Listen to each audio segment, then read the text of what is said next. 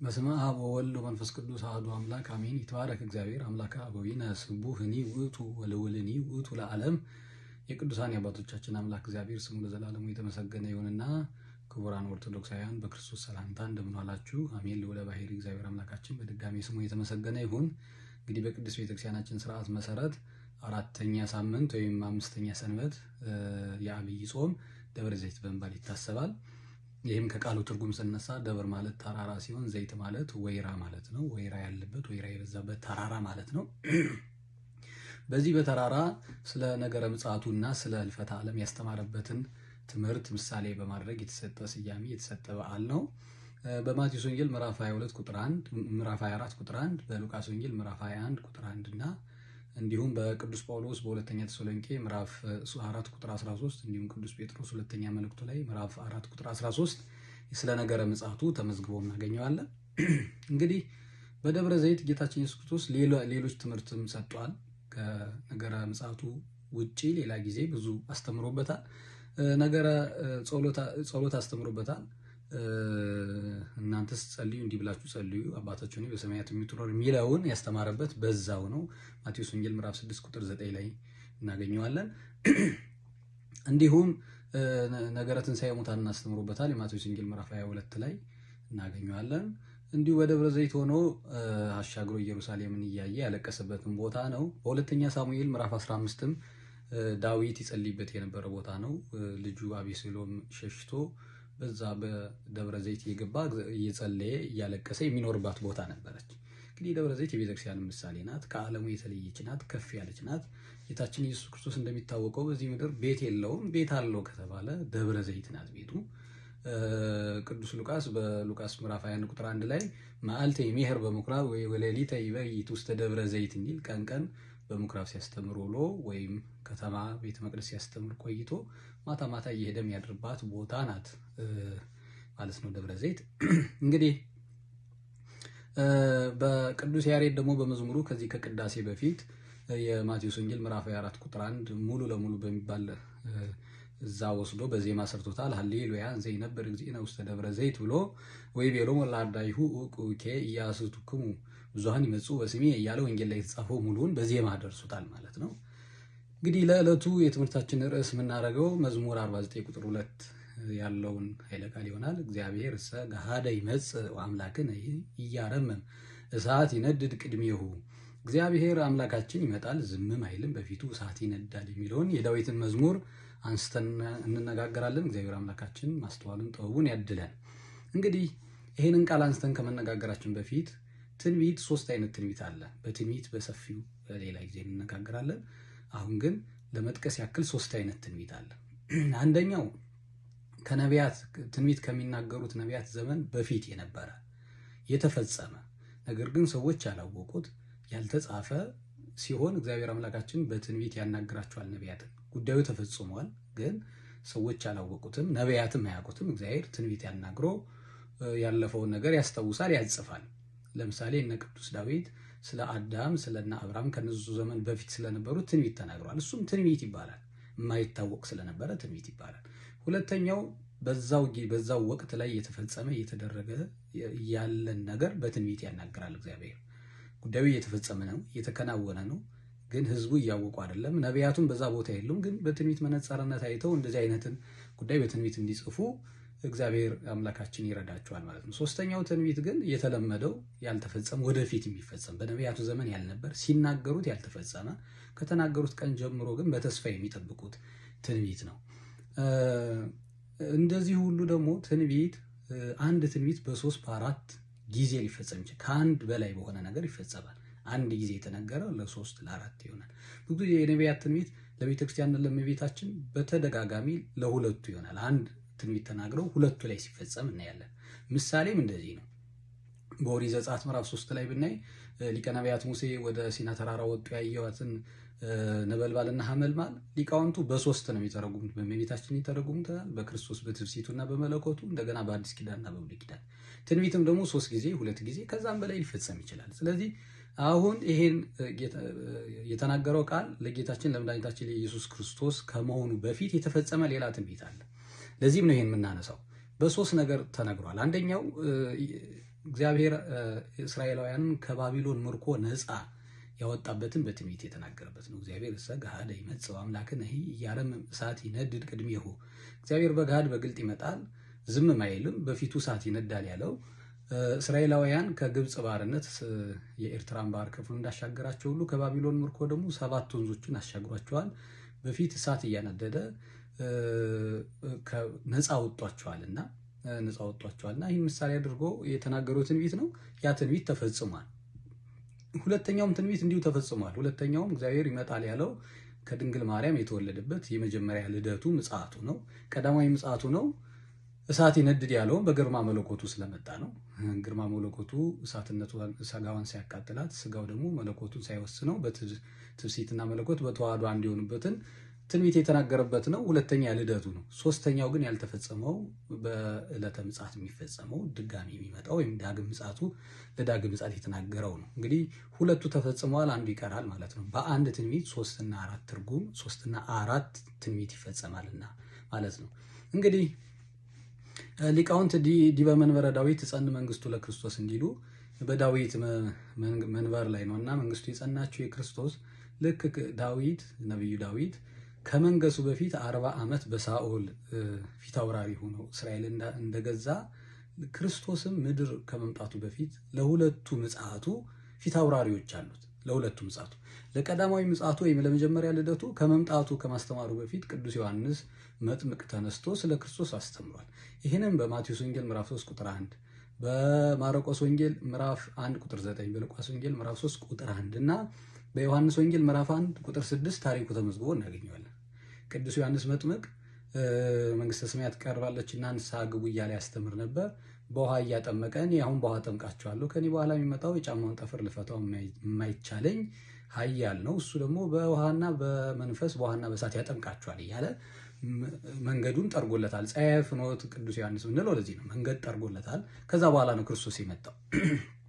ልክ እንደዚህ ሁሉ ለዳህራዊ ምጽአቱ ወይም ለዳግም ምጽአቱ ደግሞ ፊት አውራሪ ሆነው መንገድ የሚጠርጉ አሉ።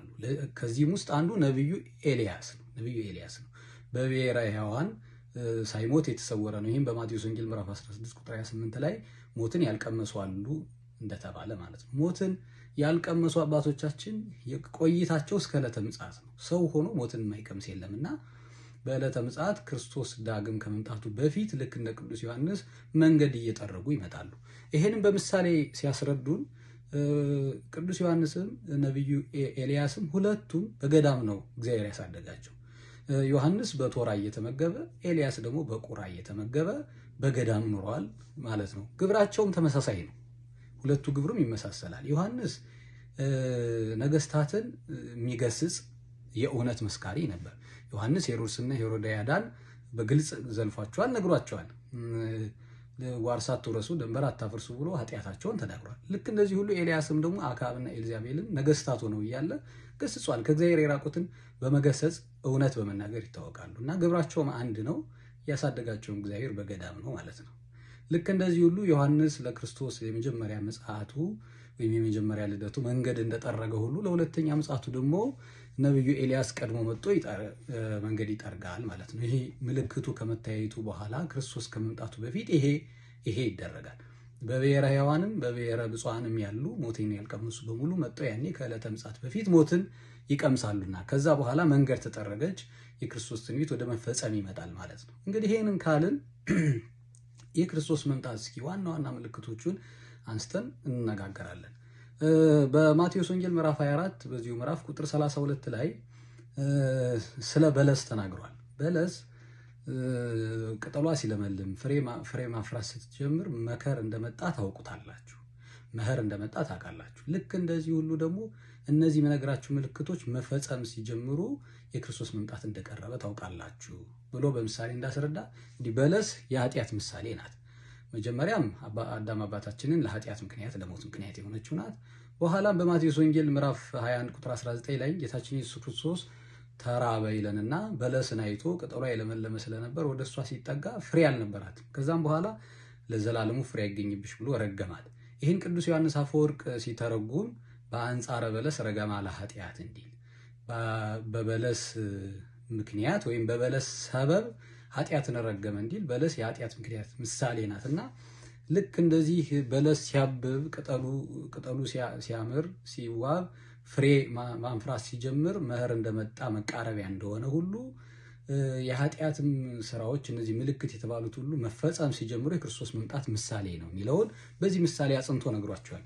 እንግዲህ ዋና ዋና የክርስቶስ መምጣት ምልክት የሚባሉት ወደ 4 ናቸው። በ4 ማየት እንችላለን። ብዙ ናቸው፣ ግን 4ቱ ዋና ዋና ናቸው። አንደኛ የሐሰተኛ ነቢያት ወይም የሐሰተኛ ክርስቶሶች መምጣት ነው።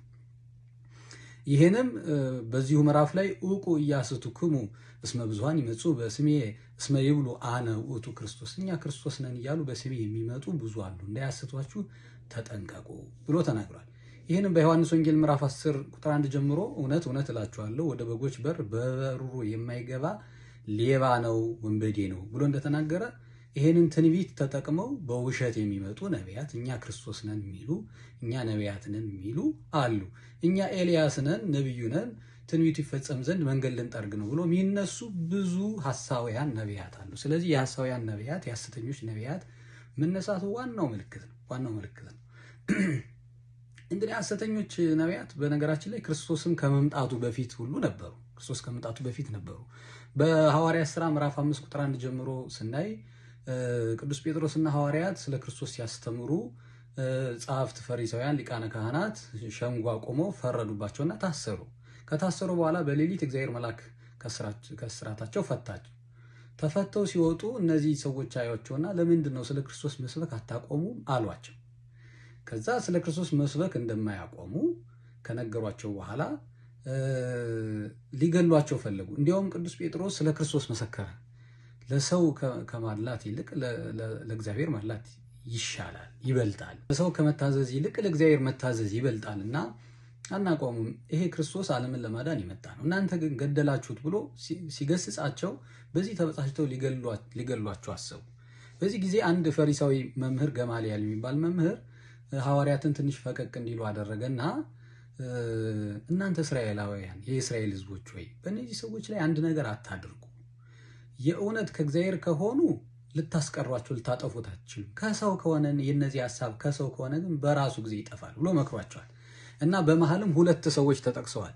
ይሁዳ ዘገሊላ የሚባልና ቴዎዳስ ዘግብጽ የሚባል ሁለቱ እኛ ነቢያት ነን ብለው አስከትለው ክርስቶስ ነን ብለው ሐዋርያትን አስከትለው ነብይ ነን ብለው ደቀ መዛሙርትን አስከትለው ተገልጸዋል። በኋላ ግን ሁለቱም ጠፍተዋል፣ እስከነ ተከታዮቻቸው ጠፍተዋል። እና ይህን ነው ገማልያም የነገራቸው ማለት ነው። ስለዚህ ክርስቶስ ከመምጣቱም በፊት ክርስቶስ ነን ያሉ ትንቢትን ለራሳቸው ፍላጎት የተረጎሙ ትንቢትን ሲያውቁ እኔ ነኝ ለማለት የፈለጉ እና ደግሞ ነቢያትም ነን እያሉ የተነሱ ግን በየዘመኑ የጠፉ አሉ። ስለዚህ ከእንደዚህ አይነት ሐሰተኞች ነቢያት ልንጠበቅ ያስፈልጋል። እንዲያውም በሀገራችን በታሪክ በአፄ ሰርፀ ድንግል ጊዜ እኔ ክርስቶስ ነኝ ብሎ ሐዋርያትን ሁሉ አስከትሎ የመጣ ነበር። ይህም ጉዳይ ወደ ንጉሱ ጆሮ ደረሰና ንጉሱም ጠቢብ ስለነበረ አስጠርቶ ክርስቶስ ነህ ሲለው አዎ አለ።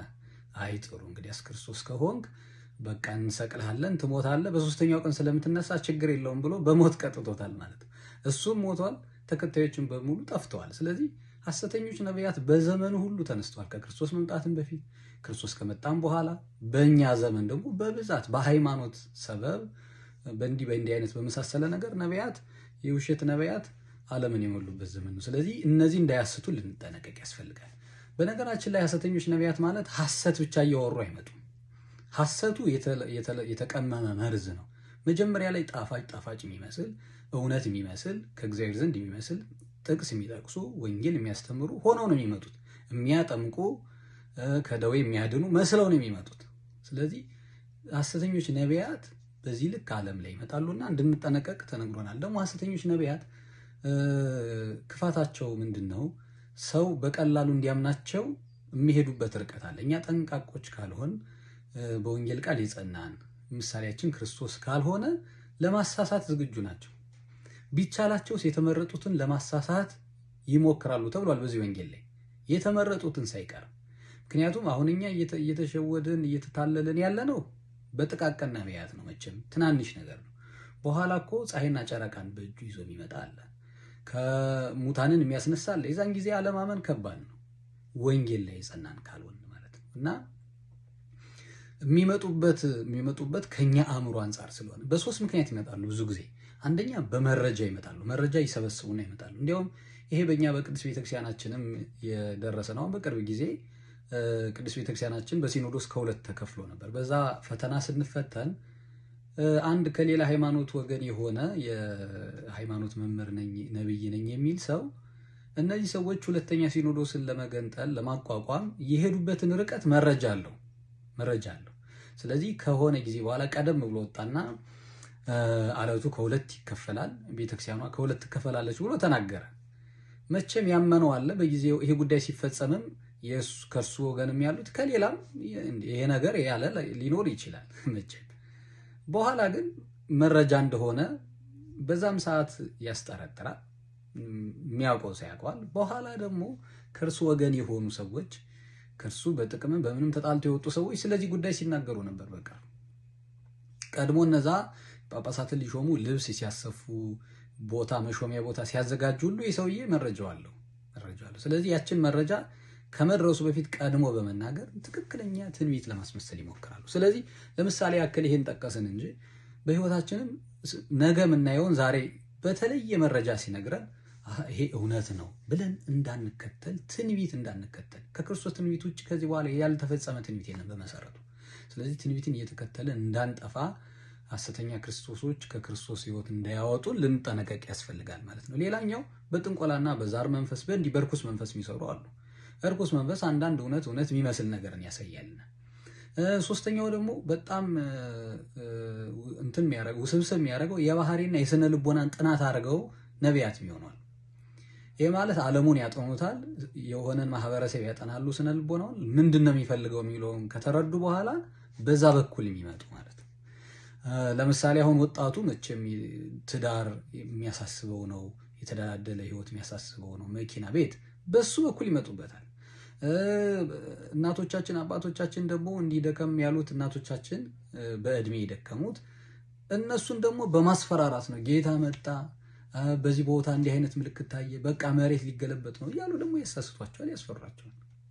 ስለዚህ በስነ ልቦናም ጥናት ሁሉ በዚህ ርቀት ሄደው ነቢያት ለመሆን የሚሞክሩ ስላሉ ዘመኑ ከዚህ እየባሰ ስነ ልቦናችንን ሁሉ እያጠኑ ነው ማለት ነው ፈተና የሚያዘጋጁልን። ስለዚህ እንደዚህ አይነት ነቢያት በዘመኑም ተነስተዋል፣ አሁንም ይነሳሉ፣ ከዚህ በኋላ ደግሞ በይበልጥ ይነሳሉ። ስለዚህ እንደዚህ እንዳያስቱን ራሱ ክርስቶስ አምላካችን በቃሉ የተናገረው ነው። ስለዚህ የመጀመሪያው ምልክት የሐሰተኞች ነቢያት እና ሐሰተኞች ክርስቶሶች መምጣት ነው በዚህ ምድር። ሁለተኛው የጦርና የጦር ወሬ ነው።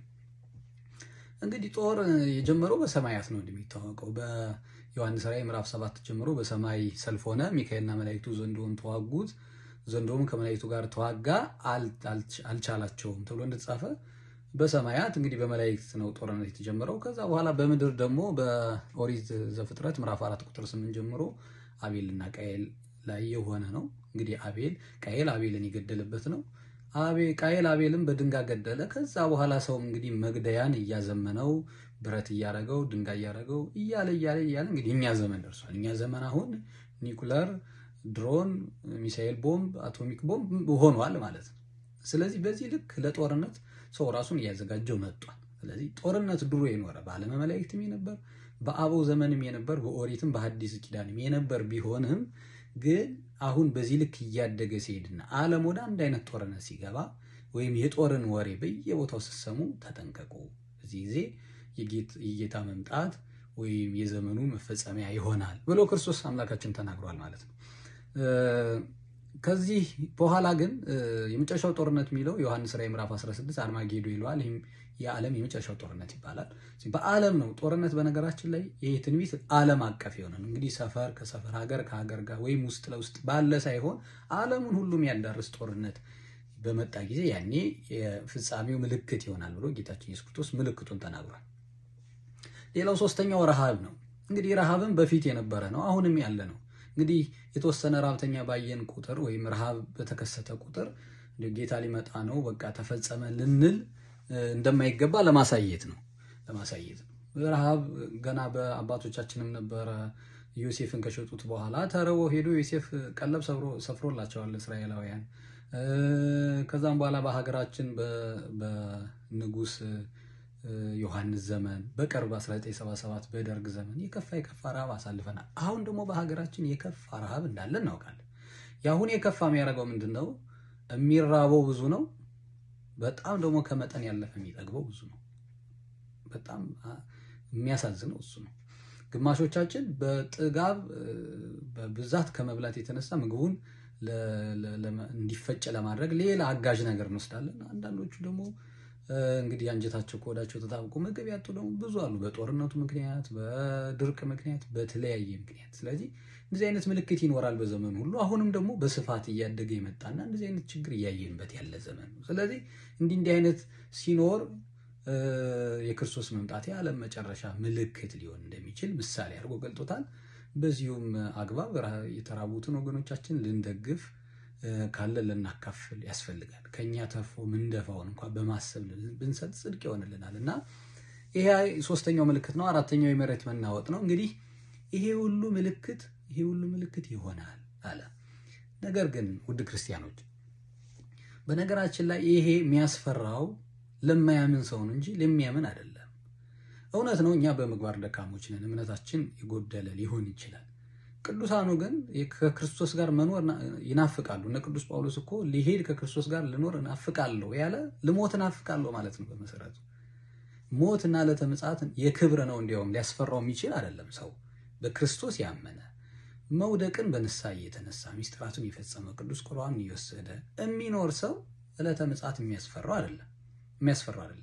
እውነት ነው፣ እንደዚህ አይነቱ ደካማ ምናልባት ምግባር ትሩፋት የሌለው እምነት የሌለው የእምነት ስራዎችን የማይሰራ ሲሆን እሱ ለተምጽአቱ ሊያሳስበው ይችላል፣ ሊያስደነግጥ ይችላል። ክርስቲያኖች አባቶቻችን ግን ለተምጽአትን ይወዱታል።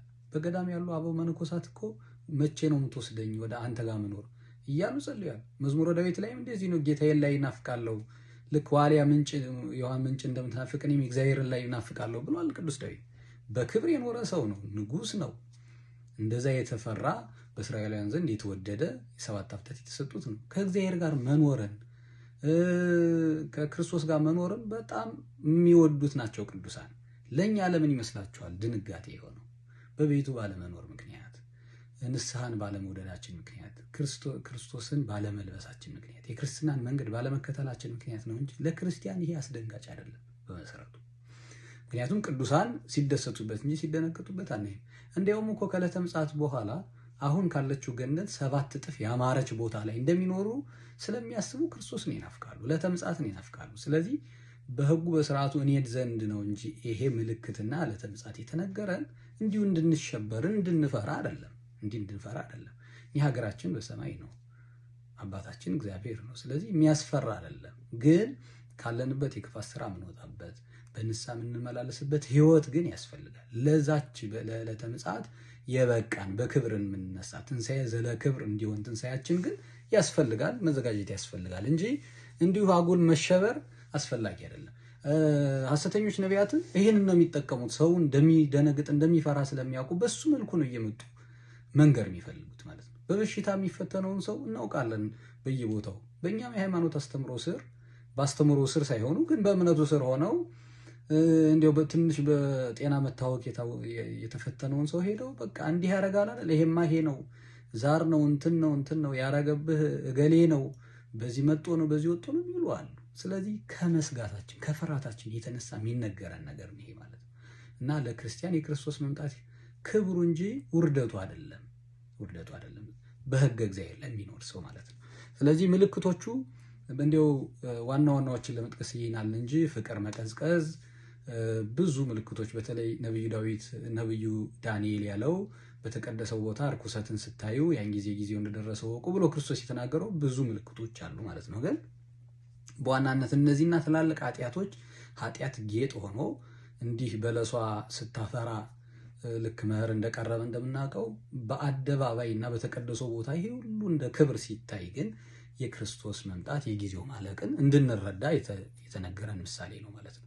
እንግዲህ ይሄንን ነገረና ክርስቶስ መቼ ነው ብለው ሐዋርያት ስለጠየቁት ለነሱ የመለሰውን መልስ ደግሞ እናያለን። አልቦ ዘየአምራ ለዛቲ ሰዓት፣ እችን ዕለትና ሰዓት የሚያውቃት የለም ያለበትን ምክንያት ደግሞ እንነጋገራለን። በዚሁ በማቴዎስ ወንጌል ምዕራፍ 24 ቁጥር 36 ላይ ለዛቲ ዕለት ወኪያ ሰዓት አልቦ ዘያምራ ኢ መላእክት ወኢ ወልድ ዘንበለ አብ ባህቲቱ ከአብ ከብቻው በቀር የሰማይ መላእክትም ቢሆን ልጅም ቢሆን እችን ዕለትና ሰዓት አያውቃትም ተብሎ ጽፏል። እንግዲህ ይህን ያለበትን ምክንያት አንስተን እንነጋገራለን። ወልድም ቢሆን አያውቃትም ያለውን በአራት ተርጉመውታል ሊቃውንት። ወልድም ቢሆን አያውቃትም ያለውን የመጀመሪያው ልጅም ቢሆን አያውቃትም እችን ዕለት ወይም ሰዓት ያለው አዳምን ነው ብለው ሊቃውንት ተርጉመዋል። ምክንያቱም የገጸ ንባቡን ስናየው ይችን ዕለት ከአብ በቀር መላእክትም ቢሆን ብሎ የሰው ልጆች ወይም አዳም ሳይል ወልድ አይልምና፣ ስለዚህ ይህችን ቀን የሰማይ መላእክትም ቢሆን ወይ አዳም ልጅም ቢሆን አያውቀውም ነው ገጸ ንባቡ። ስለዚህ በዚህ ምክንያት ወልድ ያለው አዳምም ቢሆን ወይም የአዳም ልጅ ወይም የሰው ፍጥረት በምድር ያለው ፍጥረት የሰው ዘር ቢሆን አያውቃትም ለማለት ወልድ የሚለው ለአዳም የተቀጸለ ነው ይላሉ። ሁለተኛው እንደ ምሳሌነት የሚነሳው ግን ራሱ ለወልድ የተናገረው ነው። ይሄም ደግሞ አላዋቂ ስጋን ለበስኩ ብሎ ሊያሳውቃቸው ነው ይላል። ቅዱስ ዮሐንስ አፈወርቅ በተግሳጹ ስለ ክርስቶስ ነገረ ስጋዌን ሲተረጉም ምን ይላል? ጌታችን ኢየሱስ ክርስቶስ የአምላክነት በመለኮት በአምላክነቱ የሚሰራን ስራ ሲሰራ ሐዋርያቱን ሊረሱታል ሰው መሆኑ። ስለዚህ በመሃል ሰውነቱን ያስታውሳቸዋል ይላል። ሰውነቱን ያስታውሳቸዋል።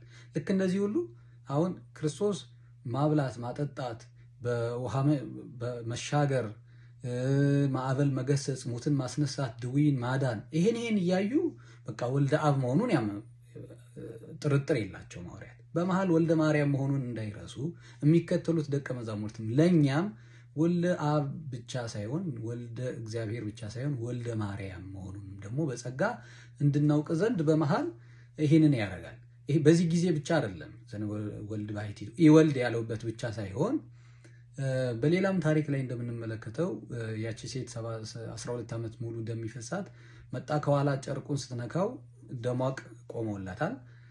በዛ ሰዓት ማን ነው ልብሴን የነካ ብሏል። እንግዲህ ኃይል ከራሱ ሲወጣ ታውቆታል፣ እንደዳነች አውቋል። ግን መቼም አላዋቂ ስጋ ለብሻለሁ የሚለውን ወይም የሰውን ስጋ ለብሻለሁ የሚለውን ለማሳወቅ ሲል የጠየቀው ነው ማለት ነው። አልዓዛርንም በአምላክነቱ ከሞት ሲያስነሳ ከዛ በፊት ግን አልዓዛርን ወዴት ቀበራችሁት ብሎ ደግሞ በሰውነቱ በስጋው ጠይቋል። ስለዚህ አላዋቂን ስጋ መልበሱን ለማሳየት ወልድም ቢሆን አያውቅም አለ እንጂ ኢየሱስ ክርስቶስ አያውቅም ለማለት አይደለም፣ ወይም አምላክነቱ አያውቀውም ለማለት አይደለም፣ ወይም በሕሊና ሥላሴ አይታወቅም ለማለት አይደለም ብለው በሁለተኛ ደረጃ ሊቃውንት ተርጉሞታል። ሶስተኛው ግን ገና በአብ ልብነት ታወቀች እንጂ በወልድ ቃልነት አልተነገረችም ለማለት ነው ብለው ምስጢረ ሥላሴን ተንትነውበታል።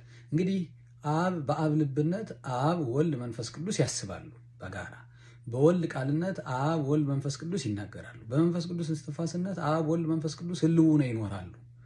ልክ እንደዚህ ሁሉ በአብ ልብነት ታሰበች እንጂ በወልድ ቃልነት ወጣ በቃል ደረጃ አልተነገረችም ለማለት ነው ብለው አቅንተውታል። በአራተኛ ግን ሐዋርያትን እንዲያው ላለማሳዘን ላለማራቅ የተነገረ ነው ይላሉ። ምክንያቱም ሐዋርያት ሁሉን ትተን ተከተልን እንዳለው ቅዱስ ጴጥሮስ ሁሉን ነገር ትተው ተከትለውታል። ጌታችን ኢየሱስ ክርስቶስ ደግሞ ሁሉን ነገር ሰጥቷቸዋል። ሐዋርያት ማዳንን ፈውስን ብቻ አይደለም፣ የሰው ልጅ በግርማ በሚመጣበት ጊዜ በእስራኤል ነገር ላይ ትፈርዳላችሁ ብሎ የመፍረድን ሁሉ ስልጣን የሰጣቸው ናቸው። ከሐዋርያት የተደበቀ ሕይወት የለውም። ለሐዋርያት ያልሰጠው ክብርና ስልጣን የለም። ለምን እችን ቀን ደበቀን? ለምን እችን ቀን ለመስማት የበቃን አይደለንም ብለው ከክርስቶስ ኅብረት የተለዩ እንዳይመስላቸው የተናገረው ነው ይላሉ ሊቃውንቱ ማለት ነው። ስለዚህ በዚህ ምክንያት ወልድ እንኳ አያውቃትም ያለው በዚህ ምክንያት ነው ማለት ነው እንጂ በአብ ልብነት የታሰበውን ወልድ አያውቅም ማለት አይደለም። በአብ ልብነት የታሰበውን አብ ወልድ መንፈስ ቅዱስ በጋራ የሚያስቡበት ልብ ስለሆነ ማለት ነው። እንግዲህ ይህንን ካልን የሰው ልደት ሶስት አይነት ነው። እንደሚታወቀው ሶስት አይነት ልደት አለ። ሰው ከማህፀን ይወለዳል፣ በጥምቀት ከማህፀነ ዮርዳኖስ ከአብራ ከመንፈስ ቅዱስ ይወለዳል፣ በዮሐንስ ወንጌል ምዕራፍ 3 ላይ እንደተጠቀሰው። ሶስተኛው ደግሞ በዳግም ትንሣኤ ከመቃብር ይነሳል። ስለዚህ ሰው ሶስት ትንሣኤ አለው እንደሚባለው ሁሉ ጌታችን ኢየሱስ ክርስቶስ ሶስት ምጽአት አለው። አንደኛው ምጽአቱ የጌታ መወለድ ነው። ይሄ የመጀመሪያው ምጽአት ቀዳማዊ ምጽአቱ ከድንግል ማርያም የተወለደበት ነው። ሁለተኛው የሰው ልጅ ሞቱ ነው የክርስቶስ ምጽአት። ሶስተኛው ዳግም ምጽአቱ ነው። አሁን መነጋገር ያስፈለገው ሁለተኛው ላይ ያለውን ነው። እንግዲህ የጌታ ልደት ግልጽ ነው። ዳግም ምጽአት አሁን በደብረ ዘይት ያስተማረበት ክርስቶስ እንደሚመጣ አሁን ሲመጣ ደግሞ ለመፍረድ እንደሚመጣ የመጀመሪያው ቀዳማዊ ምጽአቱ በነገራችን ላይ ለማዳን ድነትን ለመስጠት ፈውስን ለመስጠት ትምህርትን ለመስጠት ስጋውን ለመስጠት ደሙን ለመስጠት ለማንጻት ዓለምን ይመጣው ካነጻው ስጋውን ከሰጠን ደሙን ካፈሰሰልን በፍቅር ዓለምን ካዳነ በኋላ ግን ያን ድነት ላልፈጸመ ደግሞ ለመፍረድ በሁለተኛው የሚመጣው ለመፍረድ ነው። ቅድም እግዚአብሔር እሰጋደ ይመጽእ አምላክን እያለም የሚለውን የቅዱስ ዳዊትን መዝሙር ስንነጋገር ሶስተኛ ይመጣል እሳት ይነድድ ቅድሚው የተባለው እሳት ፍርድ ናት። እሳት መለኮትነቱ ለፍርድ ይመጣል ማለት ነው። ሶስተኛ ሲመጣ አሁን ሁለተኛ ሲመጣ በፍርድ ነው የሚመጣው ለመፍረድ ለጻድቃን ሊፈርድላቸው ለኃጥአን ደግሞ ሊፈርድባቸው ይመጣል እና በዚህ የተገለጠ ነው ማለት ነው። ስለዚህ የጌታ ልደት ግልጽ ነው። ዳግም ምጽአት የሚመጣውን አሁን የተነጋገር ነው። ይህ ሰው ዕለተ ምጽአቱ ዕለተ ሞቱ ነው የሚለውም ለመጥቀስ ነው። ምክንያቱም ሰው ጌታ ወደ ሰው 3 ጊዜ እንደሚመጣ መጀመሪያ በልደት እንደመጣ ወደ ምድር፣ ሁለተኛ ሰውን ለመጥራት ወይም በዕለተ ሞቱ እንደሚመጣ፣ ሶስተኛ በዳግም ምጽአት ይመጣል። አሁን ክርስቲያኖች ልናስበው የሚገባ ሁለተኛዋን ምጽአት መጀመሪያ ክርስቶስ መጥቶ ነፃ አውጥቶናል፣ በክርስቶስ አምነናል፣ በክርስቶስ የተገኘውን ድነት ተካፋዮች ሆነናል፣ የልጅነት ጸጋ ተሰጥቶን አባት ብለን የምንጣራበት የልጅነት መንፈስ ተሰጥቶናል። ድሮ አምላካችን እግዚአብሔር እንል ነበር። አሁን አባታችን ብለን የልጅነት መንፈስ ተሰጥቶን ስጋችን ዘመዳችን ሆኗል ክርስቶስ። በዚህ አምነን ድነናል፣ እየዳንን ነው ድነት የሚፈጸም ስለሆነ ማለት ነው።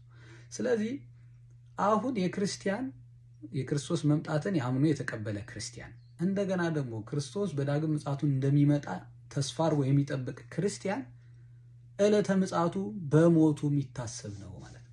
በሞቱ የሚታሰብ ነው። ምክንያቱም ዕለተ ምጽአቱ በየትኛውም ቀን ሊሆን ይችላል። ሰው ከዛ በፊት ክርስቶስ በሞት ወደሱ ይመጣል።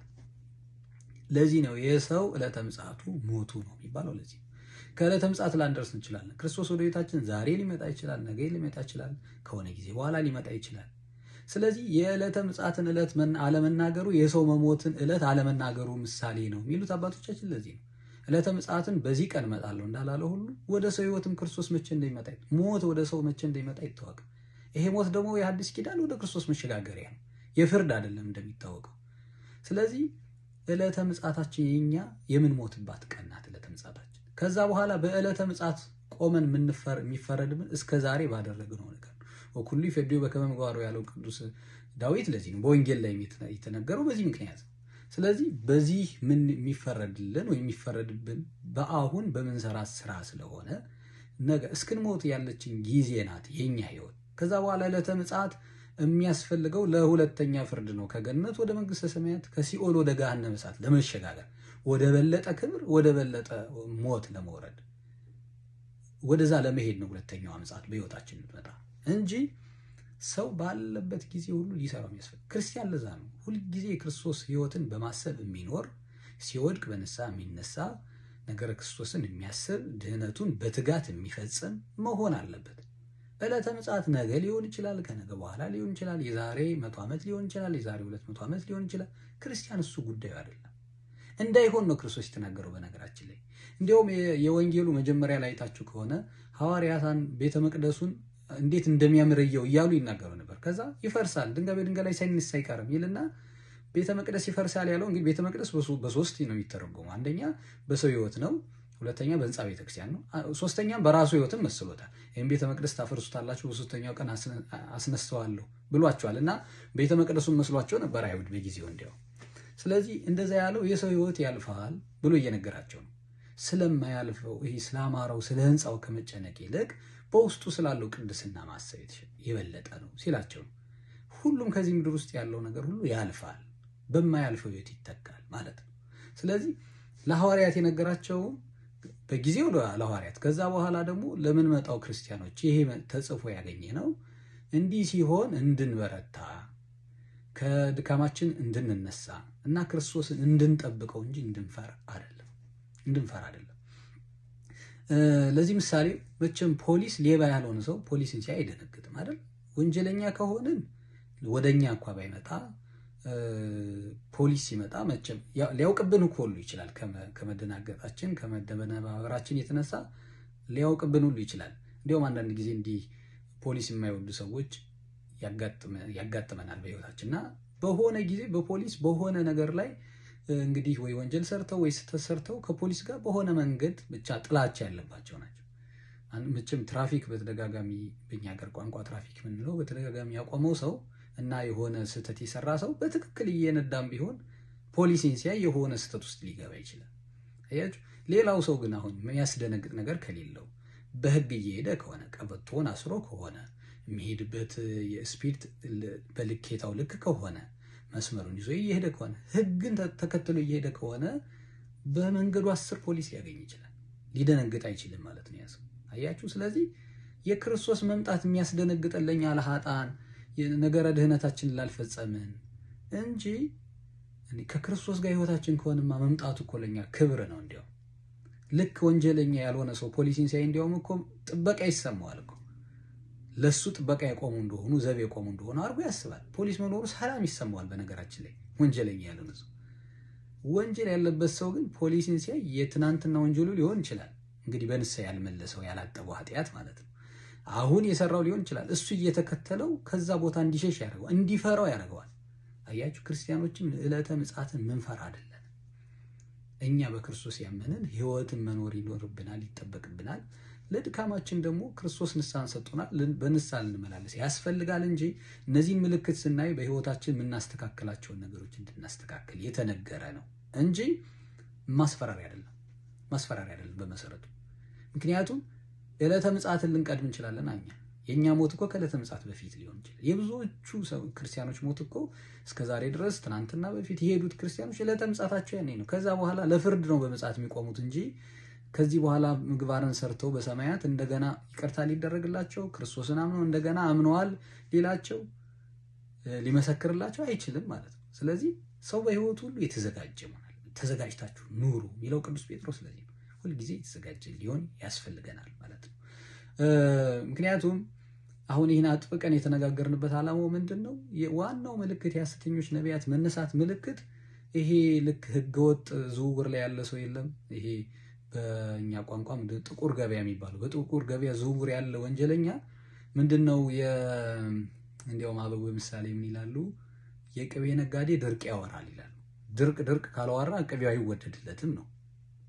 ልክ እንደዛ ሁሉ እነዚህ በጥቁር ገበያ ያሉ ሰዎች አሁን ስለሆነ ነገር ማደነባበር ውስጥ ነው የሚገቡት። ያንን ዕቃ እንድትገዙት ይጠፋል፣ ከዚህ በኋላ አይኖርም፣ ዋጋው ይጨምራል እያሉ ይናገራሉ። ስለዚህ ሰው ያለ የሌለውን እየጣለ እየገፈገፈ ያን ነገር ይወስዳል ማለት አያችሁ። ልክ የነቢያትን ትንቢት ለስንት ክፋት የሚጠቀሙ ሐሰተኞች ነቢያት ያላቸው ክርስቶስ የሚመጡም በዚህ ፍርሃታችን መንገድ ነው። እኛ ክርስቶስ ካለው በላይ ትንቢት ከዚህ በኋላ ምንም እንጠብቀው የለም። የነቢያት ትንቢት በሙሉ ተፈጽሟል። የቀረው ትንቢት የክርስቶስ መምጣት ነው። ነቢያት የተናገሩት ከነቢያት በላይ ክርስቶስ አጸናው ተናግሮ ራሱ። ስለዚህ ከዚህ በኋላ የክርስቶስን መምጣት ብቻ ነው የምንጠብቀው። በህይወታችን የምንጠብቀው ሌላ ተአምራዊ ነገር ሊኖር አይገባም። ስለዚህ ይህችን ድንጋጤያችንን በማየት ነው የሚፈትኑን። አሁን ሰው ከደነገጠ ወይም ከተቸገረ ወደ ሌላ ነገር ውስጥ ይገባል። አሁን ቅድም ባልኳቸው አይነት በጥቁር ገበያ ውስጥ ሊያልፍ ይችላል። ምክንያቱም ህይወትን የቀደመ ሲመስለው ማለት ነው። ነገ ቢወደድ ገዝቼ የምበላበት የለኝም ብሎ የሚያስብ ሰው በችግር ውስጥ ያለ ሰው ያንን ነገር ያደርጋል። አሁንም እንዲያው ዕለተ ምጽአት ሊመጣ ነው፣ ስለዚህ ዛሬ መድኃኒቱ ከኔ ያለ ብለው ሰውን ህዝቡን ሊያታልሉ ይሞክሩ ናቸው ማለት ነው። ስለዚህ የነዚህ ሐሳውያን ነቢያትና ሐሳውያን ክርስቶሶች መምጣት ከሰው የስነ ልቦናው ድክመት አንጻር ስለሆነ ክርስቲያን ደግሞ በዚህ ሊፈተን አይገባውም ነው ሲጠቃለል ሐሳቡ። ስለዚህ የክርስቶስ መምጣት ክብራችን ነው። ክርስቶስ ስለመጣ ክብርን ሰጥቶናል፣ የልጅነት መንፈስን ሰጥቶናል። ከባርነት ወደ ልጅነት የልጅነትን ጸጋ አግኝተናል። ክርስቶስ ስለመጣ ገነት ተከፍቶልናል። ጽድቃችን የመርገብ ጨርቆን እንዳሉ ነቢያት በዛ ዘመን ጻድቅ ሆነው እድሜ ዘመናቸውን በጽድቅ ስራ የኖሩ እግዚአብሔርን ሲያመሰግኑ፣ ሲያገለግሉ፣ ሲያከብሩ፣ ሲያመልኩ የኖሩ ቅዱሳን ነቢያት አቦ ያላገኟትን ክርስቶስ መጥቶ ከፍቶልናል። አሁን ሰው በስራው እና በእምነቱ ልክ የሚያገኛት ገነት የሚያገኛት ጽድቅ አድርጎ ሰጥቶናል በእጃችን። ስለዚህ አሁን የክርስቶስ መምጣት ሁልጊዜም ቢሆን የአባት ከስራ ውሎ ከሌላ ቦታ ሄዶ በንግድ ቦታ ቆይቶ ወደ ቤታችን እንደመምጣት አድርገን በጸጋ ነው ልናስበው የሚገባው። ልጆች ነን። ከአባትነቱን እስካልካድ ድረስ ትክክለኛ የአባታችን ልጆች ከሆንን የአባታችን መምጣት ለኛ ጸጋ ነው፣ ለኛ ደስታ ነው። ስለዚህ ያም የሆነው ግን በሃይማኖት ስርዓት ልክ ስንኖር ነው ማለት ነው። ጌታችን መድኃኒታችን ኢየሱስ ክርስቶስ በዳግም ምጽአቱ እናንተ የአባቴ ብሩካን የሚለውን ቃል እንዲያሰማን በቀኙ እንዲያቆመን የአምላካችን የመድኃኒታችን ኢየሱስ ክርስቶስ መልካም ፈቃዱ ይሁንልን። የጌታችን የመድኃኒታችን ኢየሱስ ክርስቶስ ፍጹም ሰላም ከሁላችን ጋር ይሁን። የእግዚአብሔር አብ ጸጋ፣ የእግዚአብሔር ወልድ ፍቅር፣ የእግዚአብሔር መንፈስ ቅዱስ አንድነት ሁላችን ጋር ጸንቶ ይኑር። አሜን። ወስብሐት ለእግዚአብሔር።